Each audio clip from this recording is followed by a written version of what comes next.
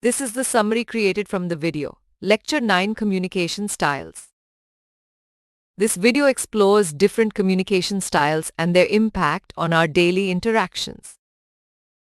Communication is a two-way process of exchanging information, and being effective requires making something common between parties. The way we communicate affects our quality of life as we interact with diverse individuals every day.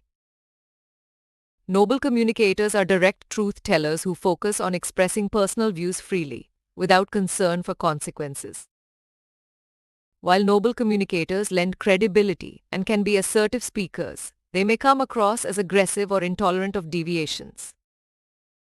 Socratic communicators prioritize rhetoric, analysis of details, and persuasion, aiming to sell their viewpoints effectively. However, Socratic communicators can over-explain and risk sounding repetitive, coupled with ego and inappropriate responses. Reflective communicators prioritize relationship maintenance, being polite and patient listeners who try to understand others.